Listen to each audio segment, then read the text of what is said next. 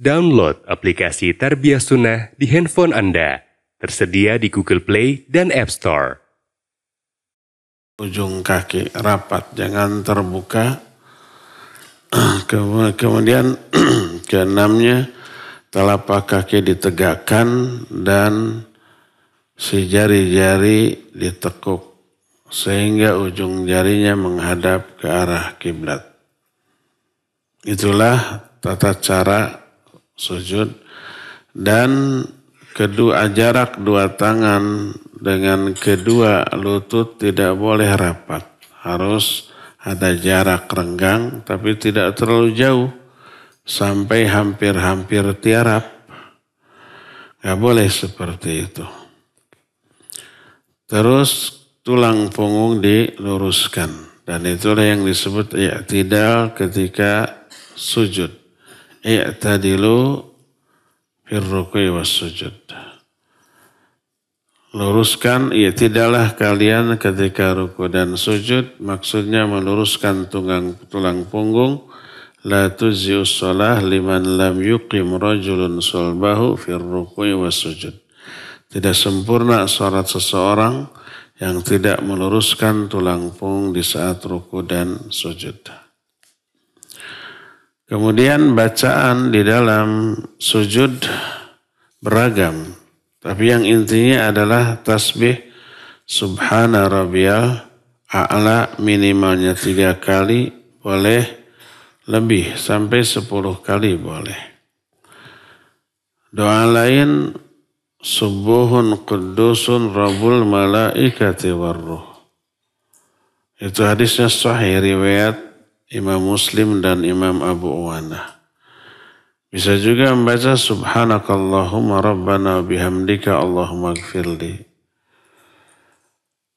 Bisa juga Allahumma laka sajadta wa bika amanta wa laka aslamta anta rabbi sajada wajhi alladhi khalaqahu wa sawwarahu fa ahsana suwarah wa syaqqa sam'ahu wa basarahu fatabarakallahu ahsanal khaliqin. Banyak doa sujud yang diajarkan oleh Rasul alaihi salatu wassalam. Di dalam sujud dilarang keras membaca Al-Quranul Karim. Dan boleh lebih utama dipanjangkan sujudnya. Bukan panjang badannya, tapi lama. Setelah membaca bacaan sujud ditambah dengan doa-doa lain. Suatu saat disebutkan oleh para sahabat, kharaja alaina Rasul sallallahu alaihi wasallam fi ihda salatail isya. Nabi sallallahu alaihi wasallam keluar menemui kami di dalam salah satu dua salat isya. Maksud dua salat isya teh maghrib dan isya. Beliau datang mungkin di maghrib, mungkin di waktu isya. Wa huwa hamilu Hasanan wa Husain. Beliau membawa Hasan atau Husain.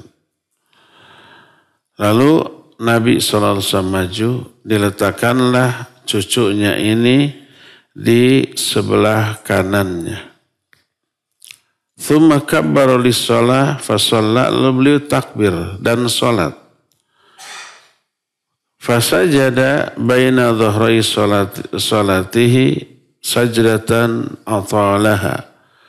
Ketika sujud di antara salat sujud pada salatnya, beliau sujudnya lama sekali. Seorang sahabat iseng, farafa'tu ra'si min bainin nas. Aku angkat kepalaku melihat kenapa Nabi SAW lama sujudnya. Fa'idha sabi'u ala dhahri Rasul SAW wa huwa sajid. Tiba-tiba aku melihat di punggung Nabi SAW cucunya sedang naik di atas punggungnya ketika Nabi bersujud. Faraja'tu ila sujudi, aku pun kembali sujud. Falamma qadha shalah, ketika Nabi beres salat, qala an-nas, berkata manusia, ya Rasulullah, innaka sajadta baina dhahrai salatika hadhihi sajadtan ataltaha hatta dhananna annahu qad sajadta qad hadatha amr aw annahu yuha ilaik. Wahai Rasulullah, engkau sujud lama sekali. Kami menyangka ada sesuatu yang terjadi atau ada wahyu yang sedang diturunkan ketika sujud. Apa kata Nabi SAW? Kullu dzalika lam yakun. Semua itu tidak terjadi. Tidak ada wahyu, tidak ada kejadian apa-apa. Walakin abni irtahalani fakarihtu an uajjilahu hatta yaqdiya hajatahu. Akan tapi ini cucuku naik ke punggungku. Aku tidak ingin terburu-buru sampai cucuku merasa puas berada di atas punggungku. Jadi Nabi SAW sengaja lama sujudnya biar cucunya ini puas dulu berada di atas punggungnya. Dalam hadis lain, kana yusalli fa idza sajada wathaba al-Hasan wal Husain ala dhahrih fa idza mana'uhuma asyara ilaihim an da'uhuma. Falamma qada as-salah wada'ahuma fi hujrihi wa qala man ahabbani falyuhbib hadain. Dalam riwayat lain Nabi SAW salat. Ketika sujud, Hasan dan Husain naik ke atas punggungnya. Ketika para sahabat mau melarang atau menurunkan Hasan dan Husain dari punggungnya, Nabi berisyarat agar membiarkan keduanya di atas punggungnya. Setelah puas, baru beliau bangkit. Setelah beres sholat, beliau mendudukkan kedua cucunya di pangkuannya, dua-duanya. Lalu berkata, man ahabbani falyuhib hadaini. Siapa yang mencintai aku, maka hendaklah dia mencintai kedua anak ini. Siapa anak ini teh? Hasan dan Husain. Kemarin kita juga sudah jelaskan salah satu di antara keutamaan sujud adalah wajah orang itu akan cerah pada hari kiamat. Dan itu yang menyebabkan Nabi SAW mengenal umatnya. Kita jauhnya sejarak 1400 tahun antara beliau dengan kita. Kita tidak pernah beliau melihat beliau belum pernah melihat kita. Gimana cara beliau tahu bahwa kita umatnya? Dari wajah, dari bekas sujud, cerah. Sebagaimana diterangkan dalam salah satu hadis, ma min ummati min ahadin illa wa ana a'rifuhu yaumal qiyamah. Tak ada seorang pun umatku kecuali aku pasti tahu pada hari kiamat bahwa dia ini umatku. Ditanya oleh sahabat, wa kaifa ta'rifuhum ya Rasulullah fi kathratil khalaiq? Bagaimana engkau bisa mengenal umatmu di tengah banyaknya orang? Kan ada orang-orang yang bukan umat Nabi Muhammad SAW. Ada umat Nabi Isa, ada umat Nabi-Nabi sebelumnya. Campur, bagaimana Nabi SAW bisa mengenal umatnya? Dijawab, ara'aita law dakhalta siratan fiha khailu duhmin buhmin wa fiha farsun agharru muhajjal am kunta ta'rifuhu minha? Gimana kalau umpama kamu masuk ke sebuah kandang. Di sana ada sapi. Ada sapi-sapi yang hitam warnanya. Kemudian di antara sapi ada yang putih kulitnya. Kamu bisa mengenal, bisa membedakan mana sapi putih, mana sapi hitam? Dijawab bala, ya. Bisa mengenal. Fa inna ummati yawma idzin ghurrun minas sujud muhajjaluna minal wudu. Sesungguhnya umatku kelak pada hari kiamat wajahnya cerah bekas sujud dan sumringah bekas wudu. Jadi itu salah satu fungsi dari sujud. Perbanyak olehmu sujud, ya. Nah, sudah kita terangkan tata cara sujud.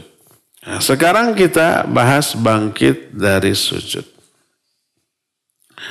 Diterangkan dalam salah satu hadis riwayat Imam Ahmad dan Imam Abu Daud dengan sanad yang sahih. Kana sallallahu alaihi wasallam yarfa'u ra'sahu minas sujud mukabbiran hatta tatma'inna mafasiluhu. Thumma qala Allahu akbar. Wa yarfa'u ra'sahu hatta yastawiya qa'idan wa kana yarfa'u yadayhi ma'a hadha takbir ahyanan. Lalu Nabi SAW mengangkat kepalanya dari sujud sambil bertakbir. Jadi takbir itu dilakukan di perjalanan dari sujud menuju duduk. Jangan pas duduk baru takbir, jangan. Sebab disebutkan yarfa'u ra'sahu minas sujud mukabbiran. Beliau mengangkat kepalanya dari sujud sambil bertakbir. Mukabbiran dalam ilmu nahu disebut hal. Artinya hal itu menunjukkan keadaan orang tersebut. Ketika bangkit dari sujud menuju duduk, keadaannya sambil bertakbir. Allahu Akbar. Sekali lagi, takbir itu zikir di tengah perpindahan gerakan. Semua. Kecuali i'tidal. I'tidal mah tasmi' bukan takbir. Yaitu mengucapkan Sami Allahu liman hamidah. Disebutkan di dalam hadis lain la yatimu salatun li ahadin minan nas hatta yasjuda hatta tatma'inna mafasiluhu. Tidaklah sempurna salat salah seorang di antara manusia sampai dia sujud, dan ketika sujudnya itu seluruh tulang kembali ke persendiannya. Kemudian berkata Allahu Akbar wa yarfa'u ra'sahu.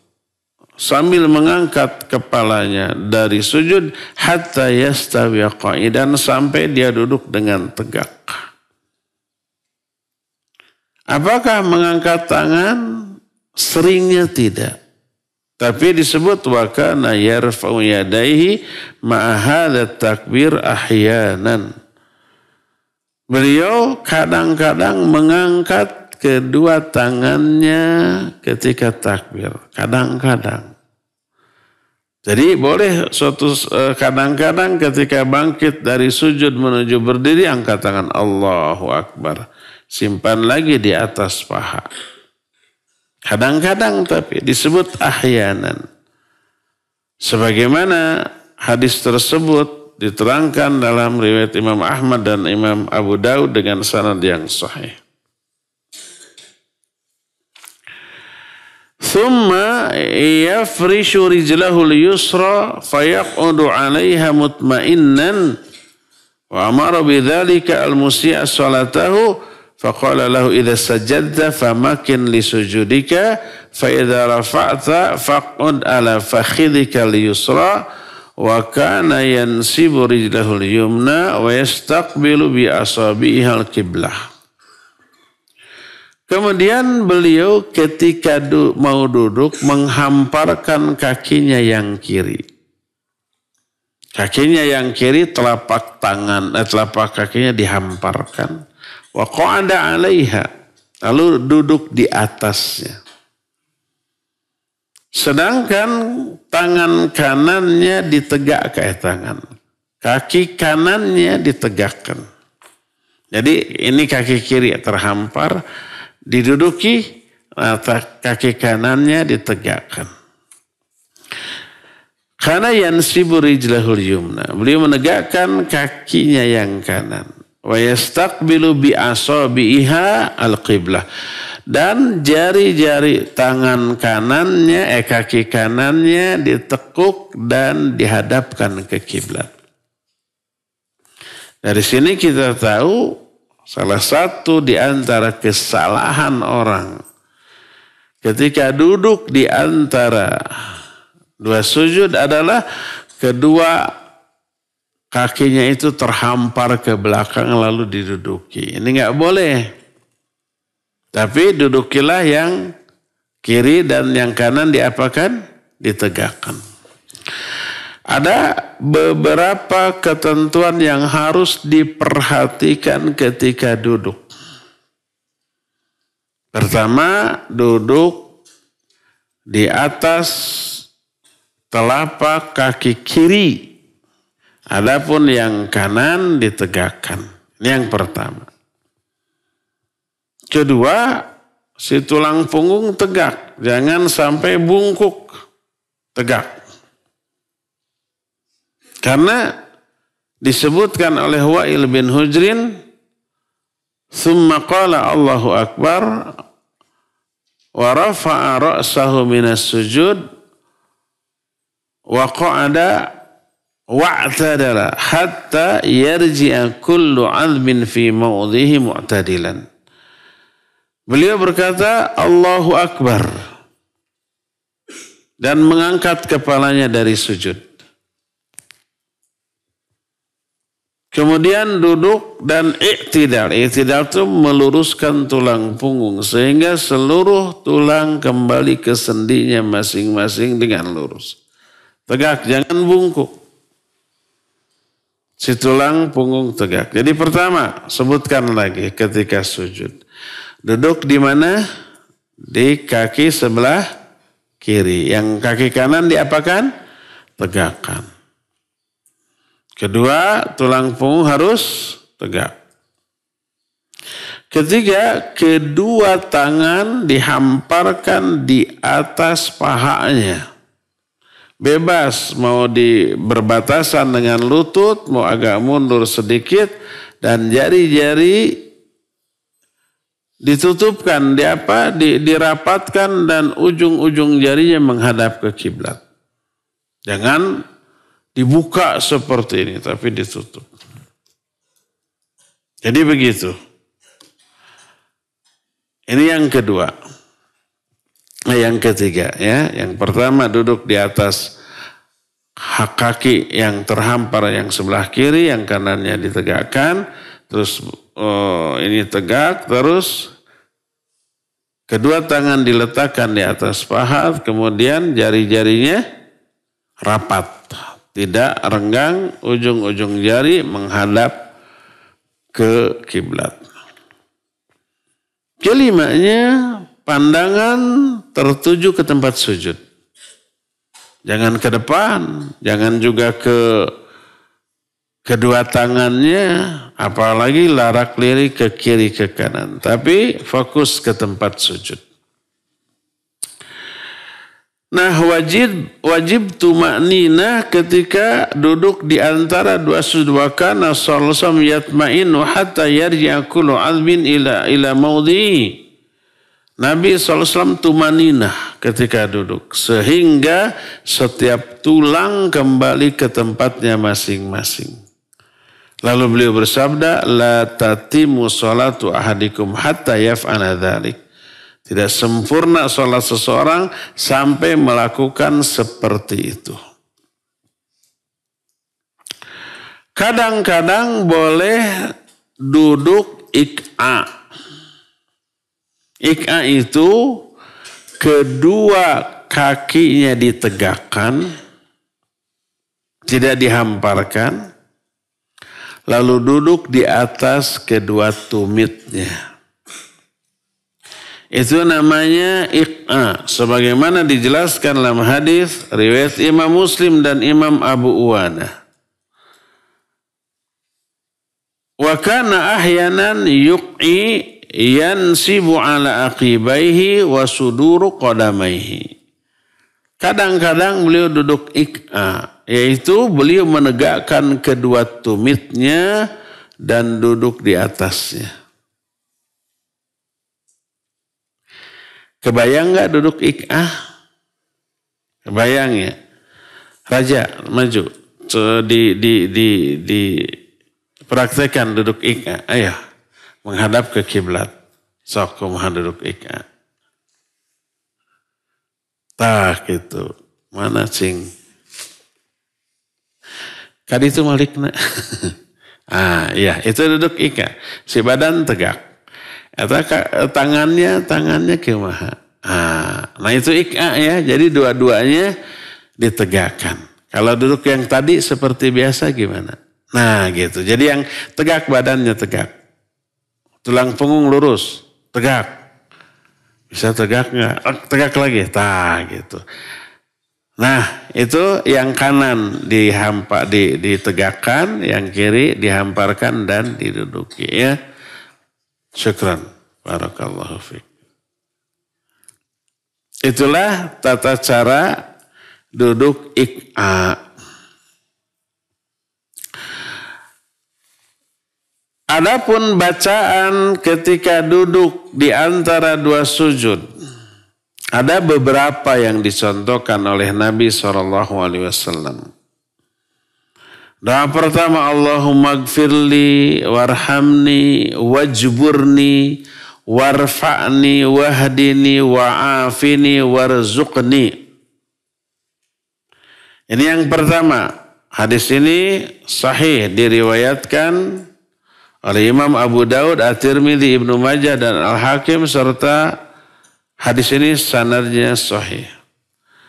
Allahumma gfirli, pertama minta ampunan dulu dan ini yang wajib. Allahumma gfirli. Kedua minta rahmat, warhamni. Ketiga wajburni, minta dicukupkan seluruh kebutuhannya. Ini doa itu lengkap dunia akhirat. Ketiga, warfa'ni, angkat derajatku. Kelimanya wahdini, berikan aku hidayah. Keenamnya wa'afini, sehatkan aku. Dan terakhir ketujuh, warzuqni. Apa arti warzuqni? Beri aku rizki. 7, minta ampunan, minta rahmat, minta kecukupan, minta kemuliaan, minta hidayah, minta kesehatan, minta rizki. Lengkap tuh. Hayati itu. Ini yang pertama. Boleh dengan urutan tadi. Urutannya minta ampunan dulu, minta kedua rahmat, ketiga kecukupan, keempat derajat yang tinggi, kelima hidayah, keenam sehat, kesehatan, ketujuhnya rizki. Allahumma gfirli, warhamni, wajburni, warfa'ni, wahdini, wa'afini, warzuqni. Urutannya seperti itu yang dicontohkan oleh Nabi SAW. Kedua, ada juga yang lebih simpel. Rabbighfirli, Rabbighfirli. Sudah aja 2 kali. Dan hadis ini dikeluarkan oleh Imam Ibnu Majah dengan sanad yang hasan. Boleh. Allahumma Rabbighfirli, Rabbighfirli. Sudah, kemudian sujud lagi. Nah, atau boleh juga seperti doa ruku. Subhanakallahumma rabbana bihamdika Allahumma gfirli. Ya. Boleh juga ketika duduk di antara 2 sujud tersebut, dia menambahkannya dengan doa yang dia kehendaki. Setelah doa pokoknya tadi dibaca. Karena pada intinya semua sholat dalam gerakan apapun itu momen yang bagus untuk berdoa. Tapi ketika sujud itu lebih utama. Dari sini kita bisa melihat beberapa kesalahan orang ketika duduk di antara 2 sujud. Kesalahan pertama, tidak tidak seperti yang tadi dicontohkan gitu. Ada yang menghamparkan dua kaki gitu ya. Gitu. Dan itu yang lebih banyak. Keduanya tidak menegakkan tulang punggung. Ketiganya tidak merapatkan ke jari-jari dan menghadapkannya ke arah kiblat. Terus keempatnya, nah ini yang jarang diperhatikan juga. Si pandangan tuh tidak melihat ke tempat sujud. Dia melihat ke depan atau malah melihat ke tangannya gitu ya. Pokoknya selama sholat dari takbir sampai salam lihat mana? Tempat sujud kecuali di satu gerakan. Gerakan apa coba? Tahiyat, ketika tahiyat melihat isyarat telunjuknya. Hanya itu. Selain itu dari awal sampai akhir lihat tempat sujud. Ada yang bertanya kepada Al-Iz bin Abdissalam, benarkah ketika ruku melihat ke ujung-ujung jari kaki? Beliau bilang tidak benar. Tidak ada riwayat itu. Seluruh gerakan sholat mata kita harus lihat tempat sujud kecuali waktu tahiyat, waktu tasyahud. Karena Nabi SAW dikatakan, la yujawizu basaruhu isyaratahu. Tangannya itu tidak pernah lepas melihat isyarat tangan. Matanya tidak pernah lepas melihat isyarat tangannya ketika tahiyat. Hanya itu keterangannya. Ya. Jadi ketika berduduk di antara dua sujud juga melihat tempat sujud. Itulah beberapa ketentuan tentang tata cara duduk di antara dua sujud ya. Nanti ketika bangkit dari sujud menuju berdiri kita akan bahas secara khusus. Untuk sekarang cukup sampai di sini saja dan kita masuki sekarang sesi tanya jawab. Cung kalau ada yang mau bertanya. Khusus santri dulu. Assalamualaikum Zad. Assalamualaikum. Nama Faris dari Camplas. Izin bertanya Zad, gimana kalau ketika duduk iftirash kedua kaki terhampar karena ada sakit, apakah berdosa? Iya. Kalau sakit nggak bisa seperti tadi, tapi umpamanya kedua kakinya terhampar. Kalau sakit ma'dzur itu ada uzur. Boleh semampunya. Kalau dipaksakan nyengir jadi tidak khusyuk, jadi konsentrasi menahan sakit. Maka dibolehkan melakukan gerakan tersebut semampunya. Kalau dengan cara tadi yang sesuai sunnah sakit karena ada keseleo atau gimana gitu, ya semampunya saja. Kalau nyamannya terhampar dua-duanya nggak apa-apa terhampar. Atau kadang-kadang nggak bisa duduk iftirash, bisanya duduk tawarruk karena keseleo umpamanya silakan duduk tawarruk. Walaupun bukan tahiyat akhir. Jadi dibolehkan kalau ada uzur. Atau umpamanya nggak bisa melipatkan kedua kaki. Satu kakinya lurus ke depan, boleh. Satu kakinya dilipat. Yang tidak sakit dilipat, yang sakit lurus ke depan. Semampunya, senyamannya kalau ada uzur. Fattaqullaha mastata'tum. Bertakwalah kamu kepada Allah sesuai dengan batas kemampuan kalian. La yukallifullahu nafsan illa usaha. Allah tidak akan mewajibkan sesuatu kepada seseorang kecuali sesuai dengan kemampuannya. Jadi boleh kalau sakit. Wallahu a'lam. Assalamualaikum warahmatullahi wabarakatuh. Waalaikumsalam warahmatullahi. Nama anak Sultan dari Margasih.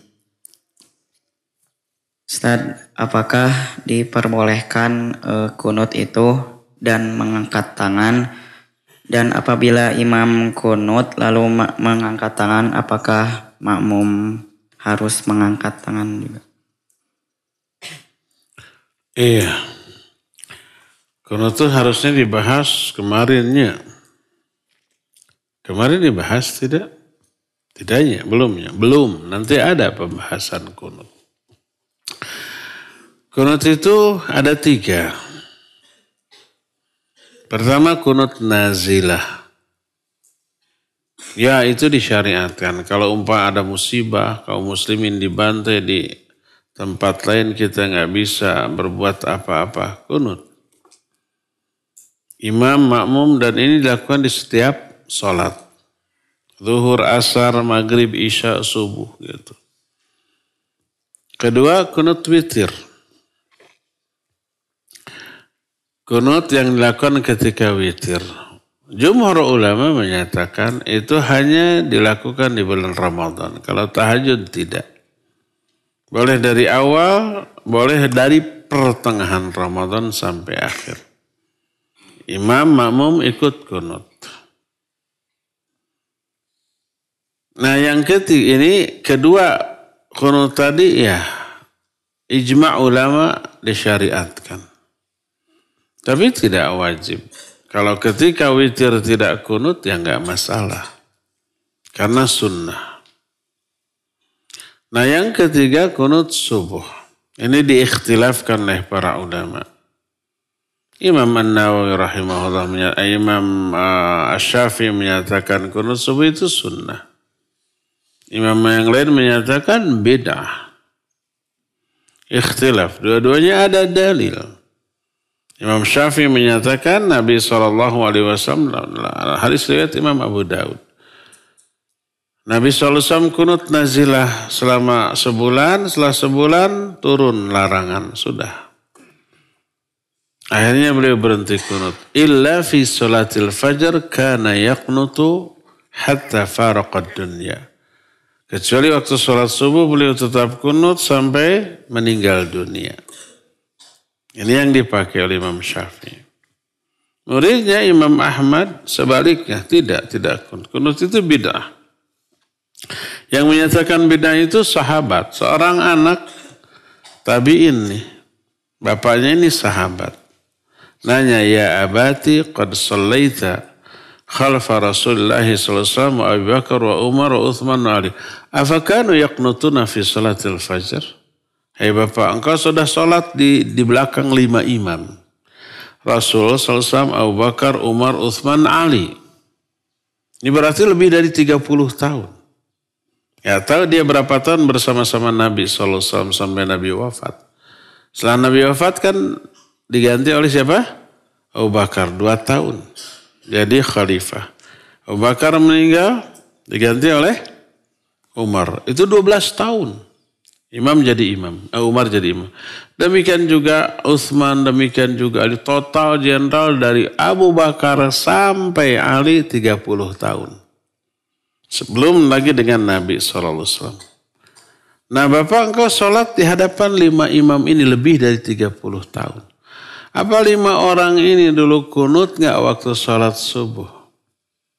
Sahabat ini menyatakan, ya bunayya, hiya muhdatsatun fa inna kulla muhdatsatin bid'ah. Hai anakku, kunut subuh itu perkara baru yang diada-adakan di zaman sekarang. Sampai zaman Ali enggak ada kunut subuh. Nah setelah lewat zaman Ali, Muawiyah dan seterusnya baru diadakan. Dan setiap yang diada-adakan dalam ibadah adalah bid'ah. Hadis ini pun dinukil dikutip oleh Imam Ibnu Hajar al-Asqalani dalam kitab Bulughul Maram ada. Dan hasanatnya sahih. Karena itulah maka sebagian ulama menyatakan kunut subuh itu bid'ah. Adapun hadis yang dipegang oleh Imam Syafi'i ternyata dhaif sanadnya. Oleh karena itulah maka ini ikhtilaf, tapi kita sudah tahu mana yang lebih kuat. Bagaimana pendapat kita?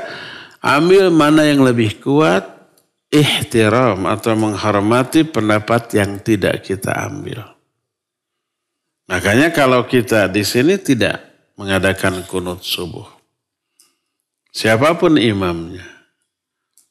Nah, tapi kalau umpama kita bermakmum ke orang lain di masjid lain, terus imam kunut, karena ini masalah khilafiyah, masalah yang diikhtilafkan oleh para ulama, kita terapkan hadis umum, innama ju'ilal imamu liyutamma bi. Imam dijadikan untuk diikuti. Syekh Al-Bassam rahimahullah dalam kitab Tawdhihul Akam Syarah Bulughul Maram ketika menjelaskan hadis ini, innama ju'ilal imamu liyutamma bi, ini hadis untuk imam dan makmum yang berbeda pendapat dalam gerakan sholat. Maka ikuti gerakan imam, karena imam dijadikan untuk diikuti. Walaupun menurut makmum itu bid'ah, tapi menurut imam itu tidak. Banyak sekali dalil, diantaranya begini. Kenapa makmum harus ikut imam? Umpama kita masbuk, sholat zuhur. Kita masuk rakaat kedua. Ketika imam masuk rakaat kedua, imam tahiyat awal. Kan ya kita mah baru apa? Baru 1 rakaat. Baru masuk rakaat kedua kita mah. Harusnya kan kita rakaat kedua itu wajib berdiri ya. Wajib berdiri itu. Tapi karena ketika berjamaah wajib mengikuti imam, kita wajib duduk. Wajib duduk. Ketika masuk rakaat ketiga, imam langsung berdiri, kita mah baru masuk rakaat kedua kan, harusnya kita kan tahiyat awal. Tahiyat awal bagi kita wajib, tapi kewajiban mengikuti imam lebih kuat, maka kita berdiri. Dan ini kata Syekh Al-Utsaimin menjadi dalil terkuat wajibnya makmum mengikuti imam. Ini yang pertama. Yang kedua, hadis riwayat bid'ah marwaniyah. Kita sering jelaskan. Marwan itu merubah tata cara sholat Id seperti sholat Jumat. Khutbah dulu baru sholat. Kan Jumatan begitu. Kalau sholat Id terbalik harusnya. Ya, apa dulu? Sholat dulu baru khutbah. Oleh Marwan sholat Id dirubah menjadi seperti sholat Jumat. Khutbah dulu baru sholat. Sahabat Nabi masih banyak yang hidup. Protes iya dikomplain tapi kekeh. Akhirnya sahabat pun ikut sholat bersama imam. Kanu yusalluna ma'al imam walau kanat sholatul imam mukhalifatan lis-sunnah. Para sahabat ikut sholatnya imam walaupun sholatnya imam itu menyimpang dari sunnah. Dengan dalil innama ju'ilal imamu liyutamma bih. Imam dijadikan untuk diikuti. Makanya kalau saya pribadi sholat subuh di belakang imam yang kunut, ikutlah kunut. Angkat tangan, ingat. Angkat tangan kita, lihat imam angkat tangan enggak? Kalau angkat tangan. Gimana kan itu salah menurut kita. Menurut kita salah, menurut imam benar. Kata Nabi SAW, a'immatukum yusalluna alaikum fa'idha asabu falakum walahum wa idha akhtau falakum wa alaihim. Imam itu memimpin sholat kalian. Kalau imam benar, pahala bagi imam, pahala bagi kalian. Kalau imam salah, pahala bagi kalian, dosa atas imam. Ditanggung imam dosanya. Makmum tetap memperoleh pahala ketaatan kepada imam. Ya, beres kalau begini mah. Gak akan ada pertengkaran karena perbedaan fiqih. Wallahu a'lam bishawab. Ada lagi? Assalamualaikum. Nama anak Kenzi dari Lembang. Ustadz, kalau ketika sholat, kenapa saf yang ada tiangnya suka dikosongin? Karena ada tiang, makanya tiang didupak. Kenapa kalau ada tiang suka dikosongin? Karena ada tiang. Maksudnya saf itu dikosongkan gitu ya. Iya. Iya. dibahas oleh para ulama, nanti ada kesalahan ketika sholat berjamaah. Kita masih membahas kesalahan sholat perorangan dulu. Nanti ada kesalahan imam, kesalahan makmum, ada pembahasan. Dan kalian nih sebagai calon-calon imam nanti harus tahu kesalahan ini. Ingat, sering saya bilang, imam itu jadi sorotan ketika sholat. Tidak hanya bacaannya, tapi gerakannya gimana. Bahkan akhlak di luar sholat. Jangan sekali kalian ketika jadi imam, beres salam, langsung muka HP keluar. Itu jadi sorotan makmum loh. Bukannya zikir, bukannya apa, gitu ya. Kalah langsung muka HP. Oh, muka HP itu membaca zikirnya, ulah dibaca menyati apal gitu ya. Masa enggak hafal? Sehari 5 kali selama tahunan masa wirid ba'da sholat enggak hafal. Nah, nanti ketika berjamaah, salah satu kesalahan orang yang sholat adalah memutus sholat karena ada tiang. Oleh karena itulah maka ketika ada tiang otomatis putus saf karena ada tiang. Oleh karena itu kosongkan bagian yang ada tiang, bentuklah di belakang agar nyambung. Kecuali kalau memang darurat seperti penuh di luar juga membludak. Akhirnya ya dipenuhi juga saf-saf yang ada tiang. Seperti di Masjidil Haram, di Masjid Nabawi. Semua membludak penuh sampai keluar, sampai ke jalan-jalan gitu ya. Apa boleh buat? Maka di antara tiang-tiang pun diisi. Tapi kalau kosong, seperti di kita ada satu tiang di tengah. Dan masih tertampung maka kosongkan saja ya.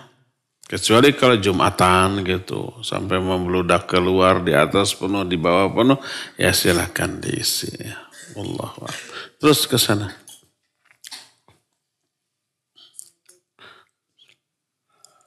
Assalamualaikum Ustaz. Nama Ana Fikri dari Jakarta. Ustaz, apa hukumnya mengeraskan suara amin? Makmum apa imam? Makmum, apa hukumnya mengeraskan suara amin gitu ya? Sunnah. Asal jangan teriak melebihi suara imam. Keraskan. Terdengar, iyalah terdengar. Jadi idza qala al-imamu ghairil maghdubi alaihim waladhdallin faqulu amin. Kalau imam mengucapkan ghairil maghdubi alaihim waladhdallin, ucapkan oleh kalian amin.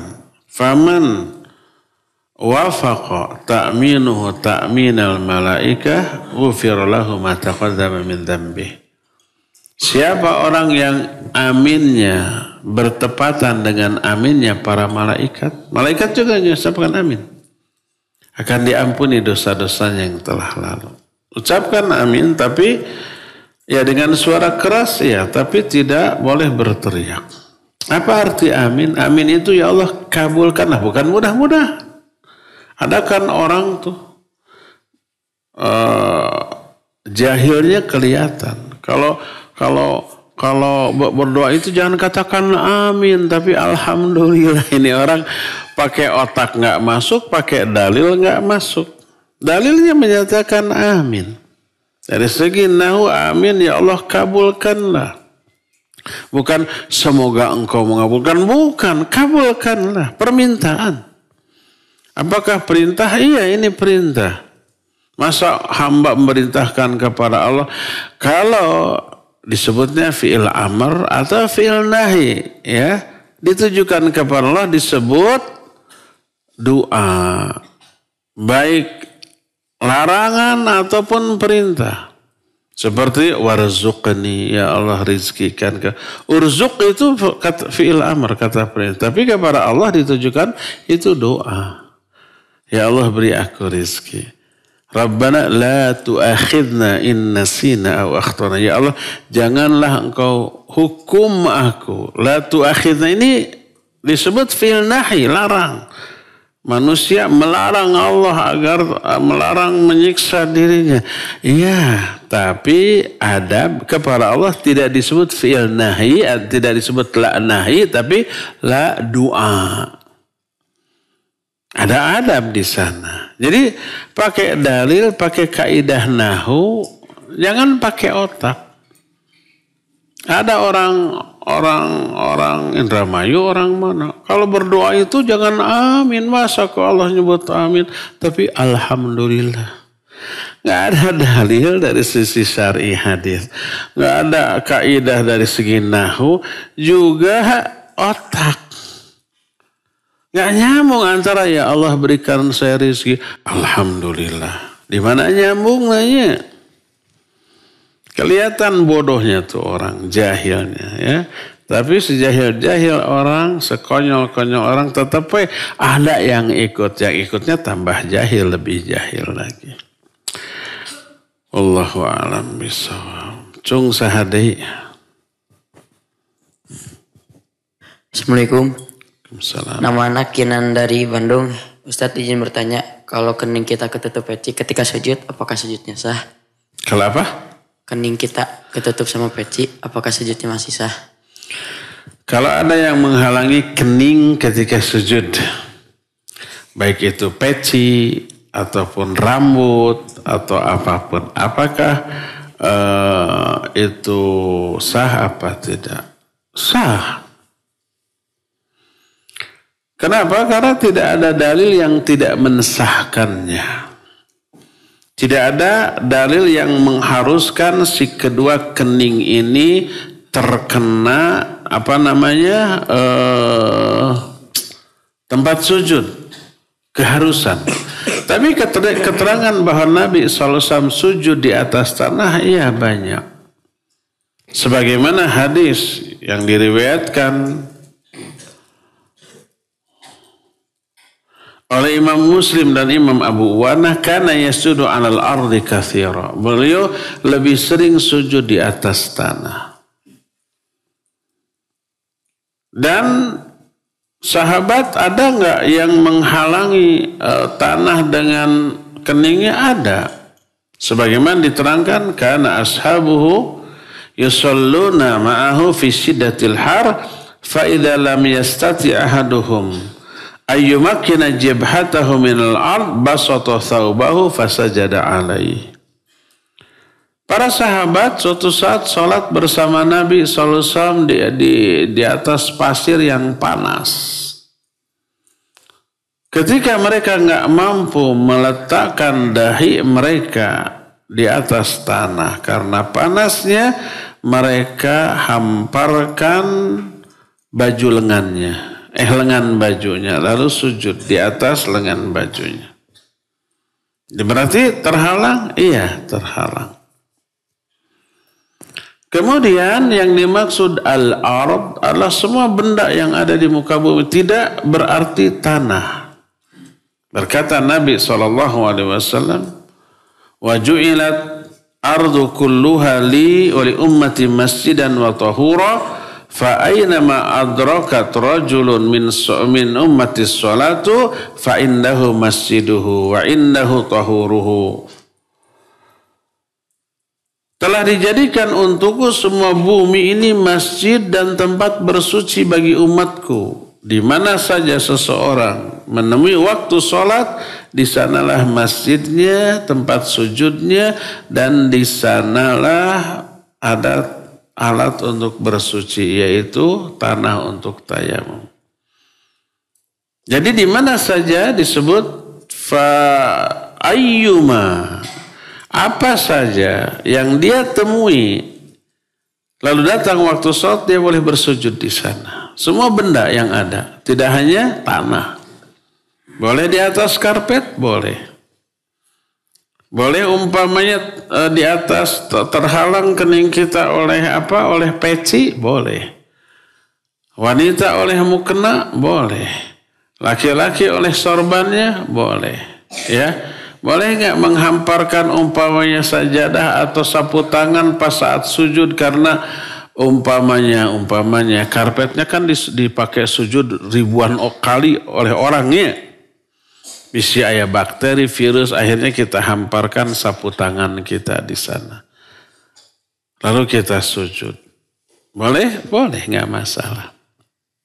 Karena itu sama dengan sujud di atas bumi. As-sujud alal ard. Disebut alal ard bukan alat turab. Bukan di atas tanah, tapi sujud di atas bumi. Bumi itu apa? Ya bumi itu maksudnya semua benda-benda. Karpet, sajadah, atau apapun dibolehkan. Ya. Jadi tidak ada larangan. Wallahu a'lam. Ya nanti aja ya nanyanya. Sekarang udah cukup sampai di sini. Yang tadi nanya dan yang ngacung boleh. Subhanakallahum bihamdik asyhadu an la ilaha illa anta astaghfiruka wa atubu ilaik walhamdulillahirabbil alamin. Assalamualaikum warahmatullahi wabarakatuh.